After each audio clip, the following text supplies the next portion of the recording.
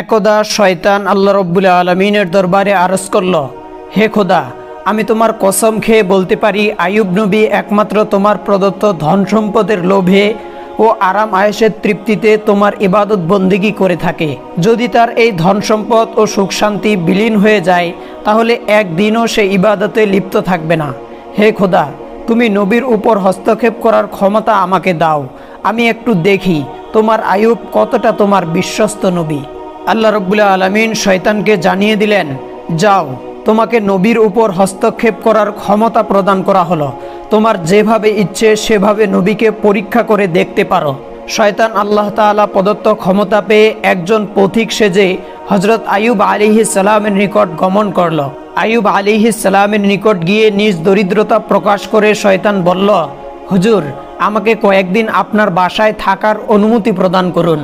হজরত আইয়ুব আলাইহিস সালাম লোকটি সম্পর্কে সন্দেহ পোষণ করলেন, কারণ তার শরীর থেকে এক প্রকার তীব্র গন্ধ বের হচ্ছিল।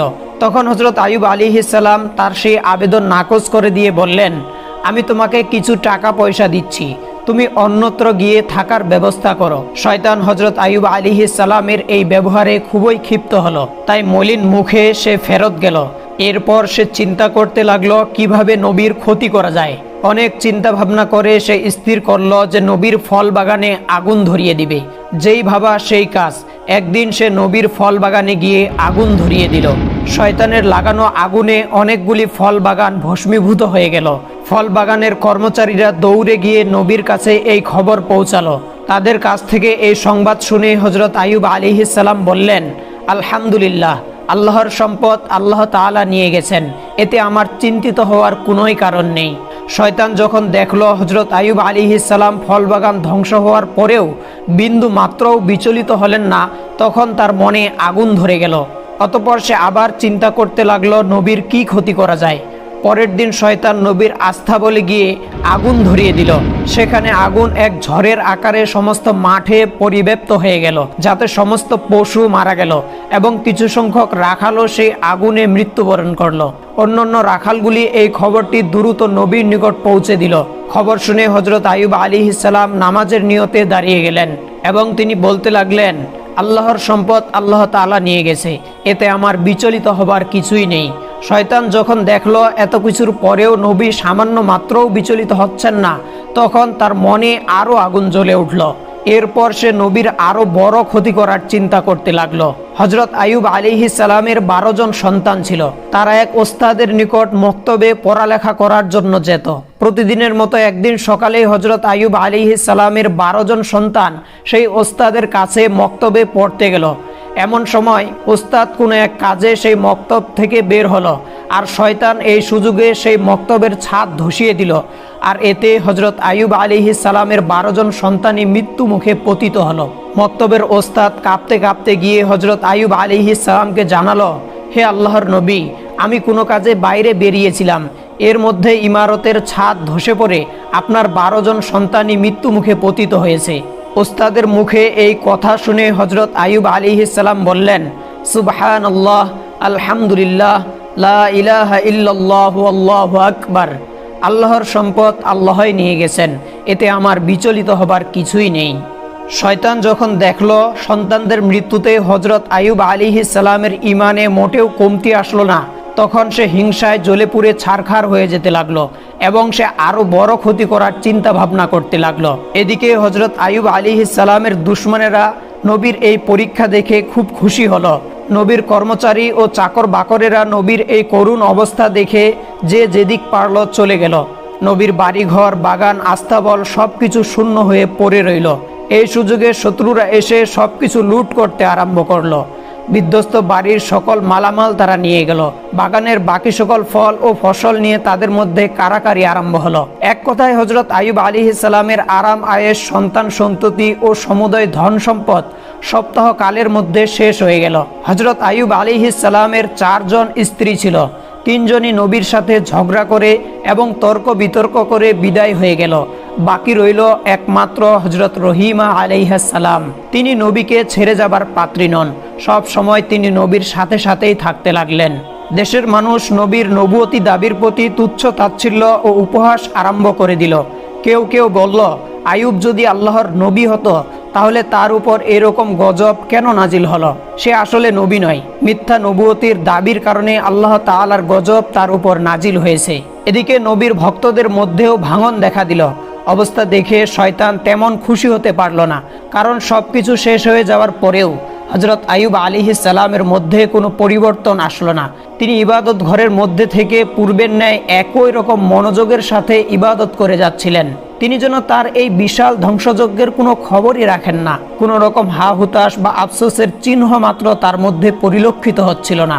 নবীর ইবাদত ঘরের সম্মুখ দিয়ে লোকজন যাতায়াতকালে বলতে লাগলো, হে আইয়ুব, তুমি নবুয়তির দাবি করে সমূলে ধ্বংস হয়ে গেলে। এর চাইতে নবুয়তির দাবি পরিত্যাগ করা তোমার জন্য মঙ্গলজনক ছিল। যেমন আমরা নবীও নই, গজবেও পতিত হয়নি। এছাড়াও লোকেরা নানা ধরনের তুচ্ছ তাচ্ছিল্যমূলক কথা হযরত আইয়ুব আলাইহিস সালামকে লক্ষ্য করে বলতে লাগলো। হযরত আইয়ুব আলাইহিস সালাম এই সমস্ত কথার প্রতি আদৌ ভ্রুক্ষেপ করলেন না। তিনি পূর্বে যতটুকু সময় মানুষের সঙ্গে মেলামেশা করে কাটাতেন তাও সম্পূর্ণরূপে বন্ধ করে দিলেন। এসব দৃশ্য দেখে শয়তান আর বসে থাকতে পারল না। সে চিন্তা করতে লাগলো কিভাবে নবীর আরো গুরুতর ক্ষতি করা যায়। চিন্তা করতে করতে সে একটি ষড়যন্ত্র আঁটল। ষড়যন্ত্র মাফিক সে নবীর সাক্ষাৎ প্রার্থী হয়ে তার নিকট পৌঁছালো এবং নবীর কাছে গিয়ে বলল, হুজুর, আমি আপনার একজন ভক্ত, আপনার কাছে আমার কিছু আরজি ছিল। এই বলে সে নবীর কাছে কথা বলার ভান করে গেল এবং তার মুখটি নবীর কানের কাছে নিয়ে দুই কানে দুইটি ফুঁক দিয়ে বিদায় হয়ে গেল। পরের দিন নবীর শরীরে ফোস্কার মতো এক প্রকার ফোঁড়া উঠে ভরে গেল। তিনি খুব অসুস্থ হয়ে পড়লেন। ইবাদত বন্দিগিতে কিছুটা বিঘ্ন সৃষ্টি হলো। স্ত্রী রহিমা তার সেবা যত্ন আরম্ভ করে দিলেন। আস্তে আস্তে ফোঁড়াগুলো বড় হয়ে ক্ষতের সৃষ্টি করলো। দীর্ঘদিন এই অবস্থায় কাটানোর পরে নবীর শরীরের মাংসের মধ্যে এক প্রকার কীটের দেখা দিল। আরও কয়েকদিন অতিবাহিত হবার পরে নতুন আরও দু রকমের পোকার সৃষ্টি হলো। এই পোকাগুলো নবীর শরীরের মাংস ও রক্ত খেতে আরম্ভ করলো। অন্যদিকে নবীর স্ত্রীর জমা করা টাকা পয়সা সবকিছু শেষ হয়ে গেল। তাদের দারুণভাবে খাদ্য অভাব দেখা দিল। শুধু পানি পান করে নবী ও তার স্ত্রী রহিমা কয়েকদিন অতিবাহিত করলেন। তারপরে আর ধৈর্য ধারণ করতে পারলেন না। তখন হযরত রহিমা আলাইহিস সালাম আইয়ুব আলাইহিস সালামের নিকট গিয়ে আরজ করলেন, হে আল্লাহর নবী, এখন আমাদের কাছে আর কিছুই নেই। অতএব গ্রামে গিয়ে মানুষের বাসায় কাজ করে উপার্জন করা ছাড়া আমাদের কাছে আর অন্য কোনো পথ নেই। আপনি যদি আমাকে অনুমতি দিতেন তাহলে আমি গ্রামে গিয়ে মানুষের বাসায় কাজ করে হালাল রুজি উপার্জন করতে পারতাম, আর তা দিয়েই আমাদের আহার্যের ব্যবস্থা করতে পারতাম। হযরত আইয়ুব আলাইহিস সালাম স্ত্রী রহিমার মুখে এই সকল কথা শুনে অনেকক্ষণ কাঁদলেন। তারপরে তিনি বললেন, রহিমা, তোমাকে কষ্ট দেওয়ার কোনো মানসিকতাই আমার ছিল না, কিন্তু আমি অত্যন্ত অসুস্থ হয়ে পড়েছি, তাই বাধ্য হয়েই তোমাকে অনুমতি দিতে হচ্ছে। তুমি যাও, মানুষের বাসায় গিয়ে কাজ করো, তারপরেও তো কিছু হালাল রুজি উপার্জন করা যাবে। নবীর অনুমতি পেয়ে বিবি রহিমা মানুষের বাসায় কাজ করতে আরম্ভ করে দিলেন। এদিকে গ্রামবাসী আইয়ুব আলাইহিস সালামের শরীরের অবস্থা দেখে অত্যন্ত ভীত সন্ত্রস্ত হয়ে পড়ল। ঘৃণায় তাদের শরীর গিরগির করতে লাগলো। এছাড়া মাংস পচা গন্ধে মানুষ অতিষ্ঠ হয়ে উঠল। তাই একদিন তারা হযরত আইয়ুব আলাইহিস সালামের নিকট উপস্থিত হয়ে বলল, হে আইয়ুব, তুমি অতি সত্বর আমাদের এই গ্রাম ছেড়ে অন্যত্র চলে যাও, না হলে আমরা তোমাদেরকে বের করে দিতে বাধ্য হব। হযরত আইয়ুব আলাইহিস সালামের সঙ্গে তখন মাত্র 3 জন লোক ছিল। একজন ছিলেন তার স্ত্রী রহিমা, আর 2 জন হযরত আইয়ুব আলাইহিস সালামের শিষ্য ও ভক্তও তার সাথে ছিল। তারা সবসময় নবীর দেখাশোনা ও সেবা করত। গ্রামবাসীদের ক্রমাগত চাপের মুখে হযরত আইয়ুব আলাইহিস সালামের শিষ্যরা তাকে বহন করে অন্য গ্রামে চলে যাবার জন্য রওনা করলো। অনেকক্ষণ পথ চলার পরে তারা অপর এক গ্রামে উপস্থিত হলো। সেই গ্রামের লোকেরা হযরত আইয়ুব আলাইহিস সালামের শরীরের অবস্থা দেখে বলল, তোমরা এখনই একে নিয়ে অন্যত্র চলে যাও, না হলে আমরা তোমাদেরকে মেরে এখান থেকে তাড়িয়ে দিব। এভাবে শিষ্যরা 60টি গ্রামে হযরত আইয়ুব আলাইহিস সালামকে নিয়ে ঘুরল, কিন্তু কোনো গ্রামের লোকই হযরত আইয়ুব আলাইহিস সালামকে আশ্রয় দিল না। তখন শিষ্যরা বিরক্ত হয়ে গেল এবং রাস্তার পাশে ময়লা ও আবর্জনা ফেলার এক স্থানে গাছের ছায়ায় হযরত আইয়ুব আলাইহিস সালামকে রেখে বিদায় গ্রহণ করলো। বিদায়ের প্রাক্কালে তারা বলাবলি করতে লাগলো, হযরত আইয়ুব আল্লাহর নবী হওয়া সত্ত্বেও তার উপর এ ধরনের মুসিবত কেন আসলো? অন্যজনে উত্তর দিল, হয়তোবা তিনি আল্লাহ তাআলার মর্জির বিপরীত কোনো কাজ করেছেন, না হয় তার এই পরিণাম কেন হবে? প্রথম জনের সঙ্গীর কথার সমর্থন করে বলল, নবী যখন আল্লাহর মনোনীত কার্যকলাপ থেকে বিচ্যুত হয়েছেন তখন আর তার পিছনে থেকে আমাদের কোনোই লাভ নেই, চলো আমরা এখান থেকে চলে যাই। দুজনে এই ব্যাপারে একমত হলো এবং হযরত আইয়ুব আলাইহিস সালামকে গাছের নিচে রেখেই তারা বিদায় গ্রহণ করলো। হযরত রহিমা আলাইহিস সালাম আর নবীকে ছেড়ে বিদায় গ্রহণ করার পাত্রী নন, তাই তিনি সদা সর্বদা নবীর খেদমতে ব্যস্ত থাকতেন। দিনের কিছু সময় গিয়ে মানুষের বাসায় ঝিয়ের কাজ করে যা সামান্য উপার্জন করতেন তা দ্বারা স্বামীর জন্য ঔষধ ও খাবারের ব্যবস্থা করতেন। এভাবে দীর্ঘদিন অতিবাহিত হয়ে চলল। হযরত আইয়ুব আলাইহিস সালামের শরীরের কত কীট মরে যায়, আবার নতুনভাবে কত কীটের জন্ম হয়। এভাবে দিন দিন কীটের সংখ্যা বাড়া ছাড়া আর কমে না। তার শরীরের সামান্য হাড্ডি ও মাংস ছাড়া আর কিছুই অবশিষ্ট ছিল না। একদিন হযরত আইয়ুব আলাইহিস সালামের শরীর থেকে কয়েকটি কীট গড়িয়ে পড়ে গেল। তখন হযরত আইয়ুব আলাইহিস সালাম স্ত্রী রহিমাকে ডেকে বললেন, রহিমা, মানুষ মাটির তৈরি, মানুষ মৃত্যুবরণ করার পরে তার শরীরের হাড় মাংস পুনরায় মাটিতে পরিণত হবে। মাঝখানে আল্লাহর কিছু পোকা যদি এই মাংস ও রক্ত খেয়ে কিছুটা তৃপ্তি লাভ করতে পারে তাতে আপত্তি কিসের? এতে অন্তত ওদেরকে খাবার দানের পূর্ণতা পাওয়া যাবে। অতএব যে কীটগুলি গড়িয়ে মাটিতে পড়ে গেছে সেগুলিকে উঠিয়ে পুনরায় আমার শরীরের সঙ্গে লাগিয়ে দাও। হযরত রহিমা আলাইহিস সালাম স্বামীর আদেশ অনুসারে গড়িয়ে পড়া কীটগুলিকে পুনরায় উঠিয়ে তার শরীরের সঙ্গে লাগিয়ে দিলেন। একদিন হযরত রহিমা আলাইহিস সালাম গ্রামে গিয়ে কোনো কাজ পেলেন না। তখন তিনি খুবই দুশ্চিন্তাগ্রস্ত হয়ে পড়লেন। তিনি আজ স্বামীকে কিভাবে খেতে দিবেন? কাজের জন্য তিনি হন্য হয়ে সারা গ্রামে ছুটে বেড়াতে লাগলেন, কিন্তু তিনি কোথাও কোনো কাজ পেলেন না। অবশেষে তিনি একজন মহিলার কাছে গিয়ে বললেন, হে মহিয়সী নারী, আপনি আমাকে আজকের জন্য কিছু অর্থ ধার দিন, আমি আগামী দিন এই অর্থ আপনাকে পরিশোধ করে দেব। আমার স্বামী অত্যন্ত রোগাগ্রস্ত, আমি আজকে কোনো কাজের ব্যবস্থা করতে পারিনি। আপনি যদি আমাকে কিছু অর্থ ধার দিতেন তাহলে সেই অর্থ দ্বারা আমি আমার স্বামীর জন্য ঔষধ ও খাবার নিয়ে যেতে পারতাম, আর না হলে আমার স্বামীকে না খেয়ে থাকতে হবে। আপনি আমার প্রতি একটু দয়া করুন। মহিলা হযরত রহিমা আলাইহিস সালামের কথা শুনে বলল, আমি কাউকে টাকা ধার দেই না। জীবনে অনেক মানুষকে টাকা ধার দিয়েছি, কিন্তু তারা কেউ আজ পর্যন্ত আমার টাকা ফেরত দেয়নি। অতএব তোমার এই ভাওতাবাজি অভিনয় বাদ দিয়ে সোজা বাড়ির পথ দেখো, আমি কোনো টাকা তোমাকে ধার দিতে পারবো না। হযরত রহিমা আলাইহিস সালাম বললেন, তবে আমাকে কিছু কাজ দিন, সেই কাজের বিনিময়েই না হলে আমাকে টাকা দিবেন। মহিলা বলল, আমার কাছে কোনো কাজবাজ নেই, তবে আমি তোমাকে এক শর্তের বিনিময়ে টাকা দিতে পারি। তোমার মাথার চুলগুলি আমার খুব পছন্দ হয়েছে, তুমি যদি তোমার মাথার চুলগুলি কেটে আমাকে দিয়ে দাও, সেই চুলগুলির বিনিময়ে আমি তোমাকে কিছু টাকা দিতে পারি। হযরত রহিমা আলাইহিস সালাম বললেন, হে মহিয়সী, আমার স্বামী অত্যন্ত রোগাগ্রস্ত, তার সমস্ত শরীর পোকায় খেয়ে ফেলেছে, তিনি কোনো কঠিন জিনিস স্পর্শ করতে পারেন না। তিনি যখন বিছানা থেকে উঠেন তখন আমার মাথার চুল ধরে বিছানা থেকে উঠেন। আমি যদি এই মাথার চুলগুলি কেটে আপনাকে দিয়ে দিই তাহলে আমার স্বামী কি ধরে বিছানা থেকে উঠবেন? তখন সেই মহিলা বলল, ঠিক আছে, তাহলে তুমি তোমার মাথার অর্ধেকটা চুল কেটে দিয়ে দাও, আমি সেই অর্ধেক চুলের বিনিময়ে তোমাকে টাকা দিব।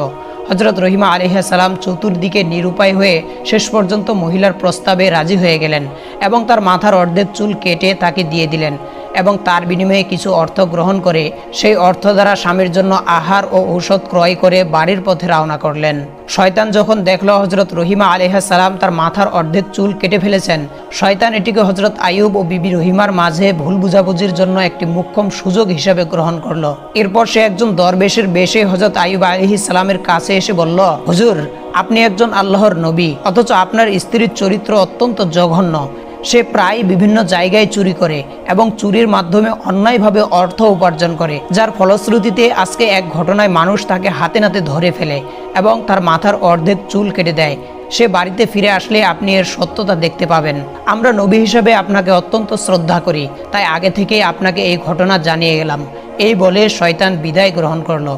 হযরত আইয়ুব আলাইহিস সালাম শয়তানের কথায় বিশ্বাস করলেন এবং অত্যন্ত ক্রোধান্বিত হয়ে একাকী বললেন, আমার স্ত্রী এমন স্তরে গিয়ে পৌঁছেছে আমি কল্পনাও করতে পারি না। আমি আর তার উপার্জিত অর্থ খাবো না। সে আমাকে এ যাবৎ অসৎ পথের উপার্জন খাইয়েছে, এজন্য আমি আল্লাহর কাছে অত্যন্ত অনুতপ্ত। হে আমার মাবুদ, হে রহমানুর রহিম, তুমি আমাকে ক্ষমা করে দাও। আমি যদি সুস্থ হয়ে উঠি তাহলে অবশ্যই তাকে 100 বেত্রাঘাত করব। পুনরায় আমি আল্লাহর কসম খেয়ে বলছি, আমি সুস্থ হবার পরে অবশ্যই তাকে 100 বেত্রাঘাত করব। হজরত আইয়ুব আলাইহিস সালাম স্ত্রীর খবর শুনে অত্যন্ত ভারাক্রান্ত হয়ে রইলেন। সেদিন সন্ধ্যাবেলা হজরত রহিমা আলাইহিস সালাম ঘরে ফিরে আসলে হজরত আইয়ুব আলাইহিস সালাম তার সাথে কোনো কথা বললেন না। রহিমা আলাইহিস সালাম স্বামীর এরূপ অবস্থা দেখে অত্যন্ত বিনয়ের সঙ্গে তার নিকট গিয়ে জিজ্ঞাসা করলেন, হে প্রাণের স্বামী, আপনার কি হয়েছে? কেন আপনি আমার সঙ্গে কোনো কথা বলছেন না? কিন্তু হজরত আইয়ুব আলাইহিস সালাম তার কথার কোনো উত্তর দিলেন না। এরপর হজরত রহিমা আলাইহিস সালাম তার কাছে খাবার ও ঔষধ পরিবেশন করলেন, কিন্তু হজরত আইয়ুব আলাইহিস সালাম তাও প্রত্যাখ্যান করলেন। তখন হজরত রহিমা আলাইহিস সালাম আইয়ুব আলাইহিস সালামের পা জড়িয়ে ধরে বললেন, হে আমার প্রাণের স্বামী, দয়া করে আপনি আমাকে বলুন কেন আপনি আমার প্রতি মনক্ষুণ্ণ হয়েছেন। তখন হজরত আইয়ুব আলাইহিস সালাম বললেন, তোমার চরিত্র এত নিচে নামতে পারে আমি কল্পনাও করতে পারিনি। তুমি চুরি করে এতদিন আমাকে খাবার খাইয়েছো, অসৎ পথের উপার্জন আমাকে খাইয়েছো, আমি এটা কল্পনাও করতে পারছি না। আমি না জেনে তোমার উপার্জন খেয়েছি। আজ এক দরবেশ আমাকে তোমার ব্যাপারে জানিয়ে গেল। সে বলল যে তুমি চুরির কারণে হাতে নাতে ধরা পড়েছ, আর তার কারণে মানুষ তোমার মাথার অর্ধেক চুল কেটে দিয়েছে। হজরত রহিমা আলাইহিস সালাম স্বামীর মুখে এরূপ কথা শুনে যেন আসমান থেকে মাটিতে পতিত হলেন এবং তার দুই চোখ বেয়ে দর দর করে অশ্রু গড়িয়ে পড়তে লাগলো। তখন তিনি দুই হাত তুলে আল্লাহর দরবারে ফরিয়াদ করে বলতে লাগলেন, হে আল্লাহ, হে রহমানুর রহিম, তুমি সবকিছুই জানো। আমি কি উদ্দেশ্যে কি করেছি কিছুই তোমার অগোচরে নয়। এমতো অবস্থায় আমার স্বামীকে কে বা কারা মিথ্যা অভিযোগ শুনে আমার ব্যাপারে বিভ্রান্ত করে তুলল, আমি কিছুই জানি না। হে আল্লাহ, তুমি আমার স্বামীকে সঠিক ঘটনাটি অবগত করো। হে রহমানুর রহিম, আমি এই জন্য কোনো মানুষের কাছে ধর্ণা দিতে যাব না। তুমি আমার একমাত্র ভরসা, তুমি সর্বশ্রেষ্ঠ বিচারক, অতএব এর বিচার তুমিই করো। যে জালিম আমার স্বামীকে আমার ব্যাপারে কুধারণা সৃষ্টি করেছে তার তুমি সঠিক বিচার করো। হজরত রহিমা আলাইহিস সালামের এই ফরিয়াদ শুনে আল্লাহর আরশ কেঁপে উঠল। তখনই আল্লাহ রাব্বুল আলামিন হজরত জিবরাইল আলাইহিস সালামকে আইয়ুব আলাইহিস সালামের নিকট পাঠিয়ে দিলেন। হজরত জিবরাইল আলাইহিস সালাম আইয়ুব আলাইহিস সালামের নিকট এসে বললেন, হে আল্লাহর নবী, আপনার স্ত্রী অত্যন্ত সৎ ও নেককার। শয়তান দরবেশের সুরতে এসে আপনাকে বিভ্রান্ত করে আপনার স্ত্রীর ব্যাপারে কুৎসা বর্ণনা করেছে। প্রকৃতপক্ষে আপনার স্ত্রী কোনো দোষী নন। অতএব আপনি আপনার স্ত্রীর পরিবেশিত খাদ্য গ্রহণ করুন এবং আপনি তার প্রতি রাজি ও খুশি হয়ে যান। হজরত জিবরাইল আলাইহিস সালামের বক্তব্য শুনে হজরত আইয়ুব আলাইহিস সালাম বিবি রহিমাকে ডেকে বললেন, রহিমা, আমাকে ক্ষমা করে দাও। শয়তান তোমার ব্যাপারে আমাকে মিথ্যে সংবাদ শুনিয়ে বিভ্রান্ত করেছিল, যা আমি বুঝতে সক্ষম হইনি। আর তুমি আমার প্রতি মনক্ষুণ্ণ হইও না, কারণ আমি না বুঝে এই সকল কথা তোমাকে বলেছিলাম। আর কখনোই তোমার প্রতি আমি রাগ করব না। হজরত রহিমা আলাইহিস সালাম স্বামীর মুখে এই ধরনের কথা শুনে অত্যন্ত খুশি হলেন এবং তিনি পুনরায় পূর্ণ উদ্যমে স্বামীর সেবা যত্ন করতে লাগলেন। বিবি রহিমা প্রতিদিন নিয়মিত শ্রমের বিনিময়ে কিছু অর্থ উপার্জন করে জীবিকার ব্যবস্থা করেন। শয়তান যখন নবীকে হজরত রহিমা আলাইহিস সালাম সম্পর্কে অভিযোগ করে কোনো সুফল পেল না, তখন সে একজন বৃদ্ধ মানুষের সুরত ধরে একদিন হজরত রহিমা আলাইহিস সালামকে পথিমধ্যে জিজ্ঞাসা করলো, কি মা, তোমাকে এমন দুরবস্থাগ্রস্ত দেখাচ্ছে কেন? হজরত রহিমা উত্তর দিলেন, আমার স্বামী খুবই অসুস্থ। তার শরীরে ঘা হয়েছে, তাতে পোকা জন্মেছে। তার শরীরের রক্ত মাংস পোকায় খেয়ে বের করে দিয়েছে। তাই আমি তাকে নিয়ে দিবারাত্র খুবই চিন্তাগ্রস্ত থাকি। একথা শুনে বৃদ্ধ বলল, আমি এই ঘা ও এই ক্ষতের একটি অমোঘ ওষুধের কথা তোমাকে বলে দিতে পারি। যদি তুমি তোমার স্বামীকে না জানিয়ে এটা ব্যবহার করতে পারো, তাহলে একদিনের মধ্যেই এই রোগ থেকে সে মুক্তি লাভ করতে সক্ষম হবে। বিবি রহিমা বললেন, হুজুর, দয়া করে আমাকে ওষুধের নামটি বলে দিন, আমি এটা ব্যবহারের চেষ্টা করব। তখন বৃদ্ধ বলল, এই ঔষধ সম্পর্কে যদি তোমার স্বামীকে পূর্বেই অবগত করে দাও, তাহলে সে এই ঔষধ ব্যবহার করতে অস্বীকার করতে পারে। অতএব তুমি যদি তাকে না জানিয়ে ব্যবহার করতে পারো, তাহলে অবশ্যই সে আরোগ্য লাভ করবে। অতঃপর বৃদ্ধ বিবি রহিমাকে জিজ্ঞাসা করলো, মা, তোমার স্বামীর নাম কি? বিবি রহিমা বললেন, আমার স্বামীর নাম হজরত আইয়ুব। তিনি আল্লাহ তাআলার একজন নবী। প্রথম জীবনে তিনি খুবই সম্পদশালী ছিলেন। পরবর্তীতে আল্লাহ রাব্বুল আলামিন তাকে বিভিন্ন বালা মুসিবত দ্বারা পরীক্ষায় ফেলেছেন। এখন তিনি কঠিন রোগে আক্রান্ত। শয়তানের সুরতধারী বৃদ্ধ বিবি রহিমার কথা শুনে বলল, তাকে যখন গ্রামের মানুষেরা গ্রাম থেকে বের করে দিয়েছিল, তখন আমি তাকে একবার দেখেছিলাম। তার জন্য আমার কাছে উপযুক্ত ঔষধ আছে। বিবি রহিমা বললেন, হুজুর, দয়া করে তাহলে আমাকে সেই ঔষধটি প্রদান করুন। বৃদ্ধ বলল, তুমি এখানে একটু অপেক্ষা করো, আমি ঔষধ এনে এখনই তোমাকে দিচ্ছি। এই বলে বৃদ্ধ চলে গেল। বিবি রহিমা সেখানে বৃদ্ধের অপেক্ষায় দাঁড়িয়ে রইলেন। কিছু সময় পরে বৃদ্ধ এক বোতল পানি জাতীয় ঔষধ এবং মাংস জাতীয় এক প্রকার ঔষধ নিয়ে হাজির হলো। বৃদ্ধ রহিমার হাতে বোতল তুলে দিয়ে বলল, এই ঔষধ তার শরীরে লাগাবে এবং মাংস জাতীয় ঔষধ দিয়ে বলল, এটা ভুনা করে তাকে খেতে দিবে। দেখবে আগামী দিনের মধ্যেই তার শরীর অর্ধেক সুস্থ হয়ে গেছে। পরের দিন এভাবে লাগালে 2 দিনের মধ্যেই তিনি আরোগ্য লাভ করবেন। হযরত আইয়ুব আলাইহিস সালাম আল্লাহর নবী, আমাদের প্রিয় পথ প্রদর্শক, তার প্রতি আমাদের প্রাণের গভীর আকর্ষণ রয়েছে। অতএব তার সামান্য উপকার করতে পারলেই নিজেকে ধন্য মনে করব। আমি তার একজন কঠিন ভক্ত, কিন্তু শত্রুদের সতর্ক বিরোধিতার কারণে আমি তার কোনো খোঁজ খবর নিতে পারিনি। তবে আগামীতে আমি সরাসরি তার নিকট দেখা করব। এই ধরনের লম্বা বক্তৃতা দিয়ে শয়তান বিবি রহিমার আস্থা অর্জন করে সেখান থেকে বিদায় গ্রহণ করলো। বিবি রহিমা ঔষধ নিয়ে নবীর কাছে পৌঁছালেন। প্রথমে তার আহারাদি সম্পন্ন করালেন। এরপর তিনি অনেক চিন্তা ভাবনা করতে লাগলেন, কিন্তু শেষ পর্যন্ত নবীকে না জানিয়ে সেই ঔষধ ব্যবহার করতে সাহস পেলেন না। তাই তিনি নবীর কাছে গিয়ে বললেন, হে আল্লাহর নবী, আজ এক বৃদ্ধ পথিমধ্যে আমাকে এক প্রকার ঔষধ দিয়েছেন এবং তিনি বলেছেন এই ঔষধ নিয়ম মতো 2 দিন ব্যবহার করলেই আপনি পরিপূর্ণ আরোগ্য লাভ করবেন। হযরত আইয়ুব আলাইহিস সালাম বিবি রহিমার কথা শুনে বললেন, হে রহিমা, তুমি কি মনে করো আমার এই রোগ ঔষধে আরোগ্য লাভ করার মতো রোগ? এটা আল্লাহ রাব্বুল আলামিন আমাকে দিয়েছেন এবং তিনি এই রোগ সারিয়ে তুলবেন। কোনো ঔষধে এই রোগ সারবে না। হযরত রহিমা আলাইহিস সালাম স্বামীর কথা শুনে বললেন, যিনি এই ঔষধ দিয়েছেন তিনি একজন মুসলমান, তিনি আপনার ভক্ত ও অনুরক্ত, তাই তার ঔষধের ব্যাপারে আমার কোনো সন্দেহ নেই। এখন আপনার মর্জির উপর নির্ভরশীল। হযরত আইয়ুব আলাইহিস সালাম বললেন, আপাতত তুমি ঔষধটা রেখে দাও।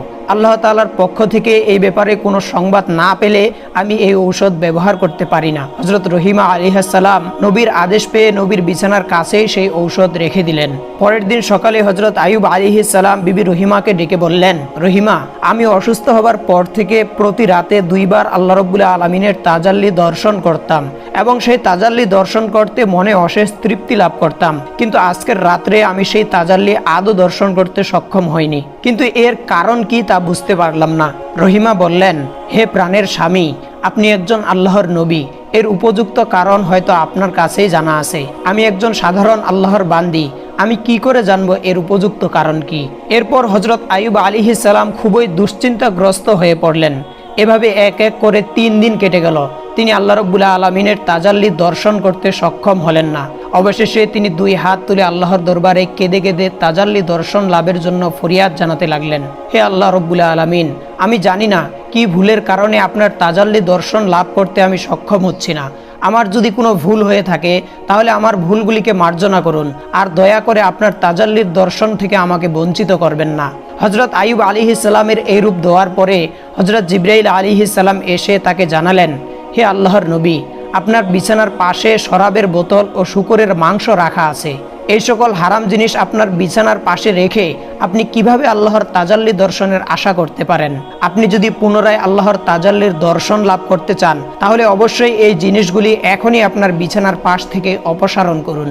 গভীর রজনীতে হযরত আইয়ুব আলাইহিস সালাম বিবি রহিমাকে ডেকে বললেন, হে রহিমা, আমার বিছানার কাছে কোথায় শরাব ও শূকরের মাংস আছে দেখো, অতি সত্বর সেগুলোকে অপসারণ করো। ওই বস্তুগুলি এখানে থাকার কারণেই আমি আল্লাহর তাজাল্লি দর্শনে ব্যর্থ হচ্ছি। বিবি রহিমা নিদ্রা হতে জাগরিত হয়ে চতুর্দিকে ভালো করে খোঁজাখুঁজি করলেন, কিন্তু তিনি কোথাও শরাব ও শূকরের মাংস পেলেন না। তখন হযরত আইয়ুব আলাইহিস সালাম তাকে বললেন, তোমার আনা সেই ঔষধগুলো কোথায়? বিবি রহিমা বললেন, সেগুলো এখানেই আছে, আপনার বিছানার পাশেই। নবী বললেন, সেগুলোকে এখান থেকে সরিয়ে ফেলো, আমার মনে হয় ওইগুলোই শরাব এবং শূকরের মাংস। নবীর আদেশ পেয়ে বিবি রহিমা তখন সেই ঔষধগুলোকে দূরে সরিয়ে রাখলেন। তারপরে হযরত আইয়ুব আলাইহিস সালাম আবার ধ্যানমগ্ন হলেন। যখন রজনী শেষের দিকে আসলো তখন আইয়ুব আলাইহিস সালাম চিৎকার দিয়ে বলে উঠলেন, হে রহিমা, এবার আমি আল্লাহর তাজাল্লি দর্শন লাভ করতে সক্ষম হচ্ছি। রহিমা, ভেবে দেখো, তাহলে ওই ঔষধগুলোই ছিল শরাব এবং শূকরের মাংস। ওগুলি আমার নিকটে থাকায় আমি আজ 3 দিন পর্যন্ত আল্লাহর তাজাল্লি দর্শনে ব্যর্থ হয়েছি। এগুলো যে তোমাকে দিয়েছে সে মানুষ নয়, সে মানুষের রূপধারী শয়তান। সে এই ঔষধগুলো দিয়ে তোমাকে এবং আমাকে বিভ্রান্ত করার চেষ্টা করেছিল, কিন্তু আল্লাহ রাব্বুল আলামিনের অশেষ মেহেরবানিতে আমরা শয়তানের ধোঁকা থেকে রক্ষা পেতে সক্ষম হয়েছি। হযরত আইয়ুব আলাইহিস সালাম এইভাবে দীর্ঘ 18 বছর যাবৎ নির্মম রোগ শোক ও দুঃখ যাতনা ভোগ করছিলেন। শেষের দিকে যখন পোকাগুলো তার চোখ ও জিহ্বায় আক্রমণ করতে লাগলো, তখন তিনি কেঁদে কেঁদে আল্লাহর দরবারে ফরিয়াদ করে বললেন, হে খোদা, আমার চোখ দ্বারা আমি স্ত্রীকে দর্শন করি এবং সূর্য দেখে নামাজের ওয়াক্ত ঠিক করি, আর জিহ্বা দ্বারা তোমার জিকির আজকার করি। অতএব এই দুটি জিনিসও যদি পোকায় খেয়ে নষ্ট করে ফেলে, তাহলে তোমার ইবাদত করা আমার জন্য কষ্টকর হয়ে যাবে। এই দোয়ার পরিপ্রেক্ষিতে আল্লাহ তাআলা তার নবীকে জানিয়ে দিলেন, আমি অচিরেই আপনাকে রোগমুক্ত করব এবং আপনার স্ত্রীকে পুরস্কৃত করব। কোনো একদিন ভোরবেলা বিবি রহিমা কাজে বের হয়ে গেলেন। বিবি রহিমা কাজে বের হয়ে যাবার পরে হজরত জিবরাইল আলাইহিস সালাম এসে হজরত আইয়ুব আলাইহিস সালামকে বললেন, হে আল্লাহর নবী, আপনি আপনার পদযুগল দিয়ে মাটির উপর আঘাত করুন। আপনার পায়ের আঘাতে একটি নহর সৃষ্টি হবে। আপনি সেই নহরের পানি দ্বারা গোসল করুন এবং পেট ভরে সেই পানি পান করুন। অল্পক্ষণের মধ্যেই আপনি সুস্থ হয়ে উঠবেন। হজরত আইয়ুব আলাইহিস সালাম জিবরাইল আলাইহিস সালামের পরামর্শ অনুসারে পা দ্বারা মাটির উপর আঘাত করলেন। তখনই সেখান থেকে একটি পানির ফোয়ারার সৃষ্টি হলো এবং সেই ফোয়ারা থেকে পানি উৎকলিত হয়ে হজরত আইয়ুব আলাইহিস সালামের শরীরে পতিত হলো। আল্লাহর মেহেরবানিতে হজরত আইয়ুব আলাইহিস সালামের শরীরে সেই ফোয়ারার পানি লাগার সঙ্গে সঙ্গে তার শরীরের ক্ষত স্থানগুলি ভালো হয়ে সেখানে নতুন চামড়া গজালো। অতঃপর নবী এসে সেই ফোয়ারার পানি দিয়ে ভালোভাবে গোসল করলেন, আর সাথে সাথে হজরত আইয়ুব আলাইহিস সালামের সমস্ত শরীরে নতুন চামড়া গজালো এবং তার ক্ষতগুলি এমনভাবে নিশ্চিহ্ন হয়ে গেল যেন তার শরীরে কোনোদিন কোনো ক্ষত এবং রোগের চিহ্নই ছিল না। ফোয়ারার পানি দ্বারা গোসল করার পরে তার শরীর পূর্বের চাইতে অনেক উজ্জ্বল ও সুন্দর হয়ে উঠল। মুখমণ্ডল চন্দ্রের ন্যায় জ্বলজ্বল করতে লাগলো। তিনি গোসল সমাধা করে পেট ভরে সেই ফোয়ারার পানি পান করলেন। এতে তার ক্ষুধা তৃষ্ণা সম্পূর্ণরূপে দূরীভূত হয়ে গেল। এই সময় তিনি দেখলেন একজন ফেরেশতা দূর থেকে থলে ভর্তি করে কাপড় চোপড় নিয়ে তার কাছে হাজির হয়ে বলল, হে আল্লাহর নবী, এগুলো আপনার জন্য জান্নাত থেকে নিয়ে আসা হয়েছে, এগুলি আপনি পরিধান করুন। এরপর লোকটি চলে গেল। হজরত আইয়ুব আলাইহিস সালাম পোটলা খুলে দেখতে পেলেন সেখানে জান্নাতি কাপড় রয়েছে এবং জান্নাতি জামা কাপড় পরিধান করে বর্ণনাতীত সৌন্দর্যের অধিকারী হলেন। তার মনে অশেষ তৃপ্তি এলো। তিনি দীর্ঘ 18 বছর রোগে ভোগার পরে আজকে পরিপূর্ণভাবে আরোগ্য লাভ করলেন এবং হাঁটতে ও চলতে সক্ষম হলেন। তিনি আল্লাহর দরবারে শুকরিয়া আদায় করতে করতে কিছুদূর গিয়ে বনের এক প্রান্তে বসে রইলেন। এমন সময় বিবি রহিমা কষ্টে উপার্জিত অর্থ দ্বারা কিছু খাবার ক্রয় করে দ্রুত স্বামীর নিকট ফিরে আসলেন। তিনি তার স্বামীর নিকট ফিরে এসে দেখলেন স্বামী তার বিছানায় নেই। হজরত রহিমা আলাইহিস সালাম এই দৃশ্য দেখে হতবুদ্ধি হয়ে পড়লেন।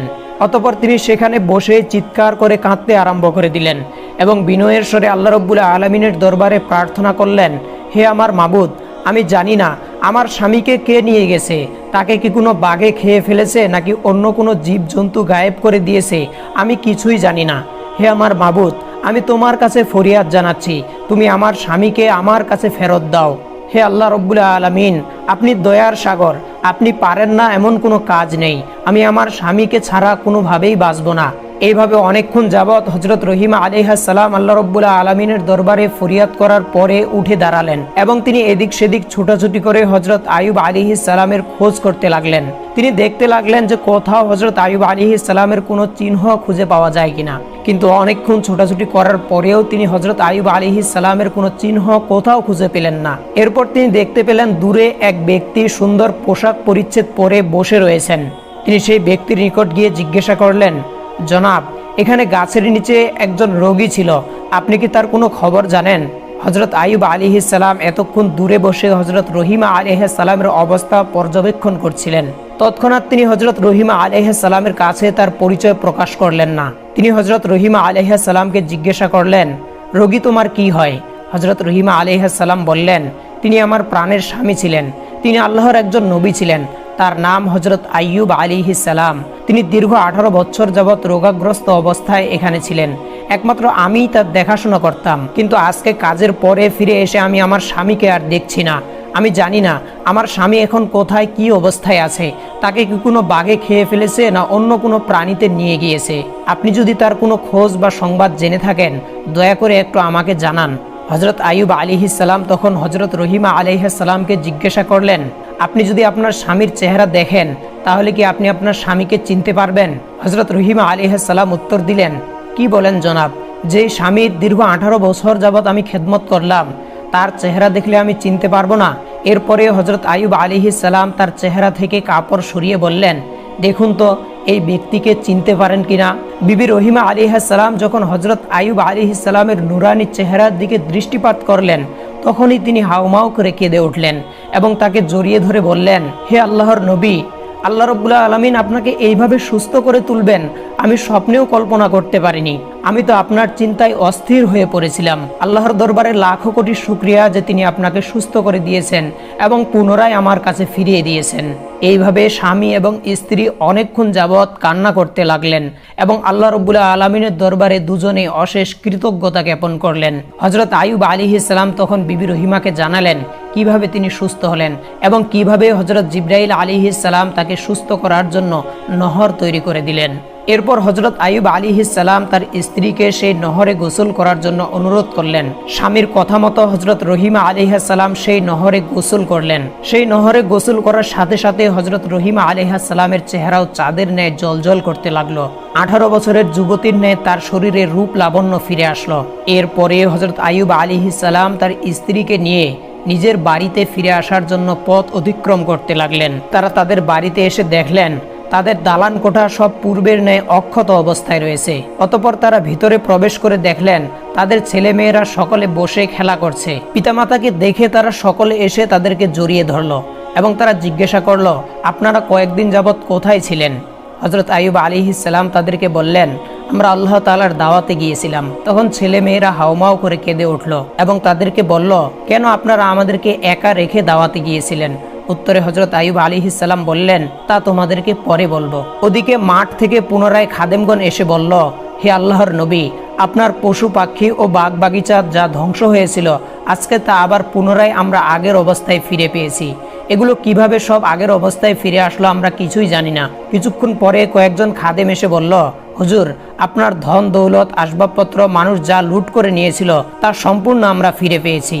সমস্ত মালপত্র আমাদের এই প্রাসাদের কয়েকটি কক্ষে রক্ষিত আছে। হযরত আইয়ুব আলাইহিস সালামের আরো কয়েকজন পুরাতন খাদেম এসে তার বন্ধু বান্ধব ও উম্মতগণের আগমন ও খোঁজখবর নেওয়ার কথা নবীকে জানালেন। নবী এই সকল খবর শুনে পুনরায় আল্লাহ রাব্বুল আলামিনের ইবাদতে মশগুল হলেন। এদিকে হযরত জিবরাইল আলাইহিস সালাম নবীকে এসে জানালেন, হে আল্লাহর নবী, আপনি রোগাগ্রস্ত অবস্থায় রহিমার চুল কাটার ঘটনা শুনে ক্রোধান্বিত হয়ে কসম করেছিলেন যে তাকে 100 বেত্রাঘাত করবেন। সেক্ষেত্রে আপনি যে ঘটনার জন্য কসম করেছিলেন তা মিথ্যা বলে প্রমাণিত হয়েছে বটে, কিন্তু আপনার কসমের শর্ত বাতিল হয়নি। অতএব আপনি 100 গমের শীষ একত্রিত করে বিবি রহিমার শরীরে একবার মৃদু আঘাত করুন। তাতে আপনার কসমের শর্তও পূরণ হয়ে যাবে এবং হযরত রহিমা আলাইহিস সালামেরও কোনো কষ্ট হবে না। হযরত জিবরাইল আলাইহিস সালামের পরামর্শ অনুসারে তখন হযরত আইয়ুব আলাইহিস সালাম 100 শুকনা গমের শীষ একত্রিত করে বিবি রহিমার শরীরে একবার মৃদু আঘাত করলেন। এতে নবীর কসমও পূরণ হয়ে গেল এবং বিবি রহিমারও কোনো কষ্ট হলো না। প্রিয় দর্শক, শয়তান হযরত আইয়ুব আলাইহিস সালামকে অসংখ্যবার চ্যালেঞ্জ করেছিলেন, কিন্তু হযরত আইয়ুব আলাইহিস সালামকে তিনি কোনোভাবে বিভ্রান্ত করে পথভ্রষ্ট করতে পারেননি। আমরাও যদি হযরত আইয়ুব আলাইহিস সালামের মতো আল্লাহ রাব্বুল আলামিনের পথে ধৈর্য ধারণ করতে পারি, তাহলে কখনোই শয়তান আমাদেরকে পথভ্রষ্ট করতে পারবে না। আল্লাহ রাব্বুল আলামিন আমাদেরকে হযরত আইয়ুব আলাইহিস সালামের জীবনী থেকে পরিপূর্ণ শিক্ষা লাভের তৌফিক দান করুন। আমিন।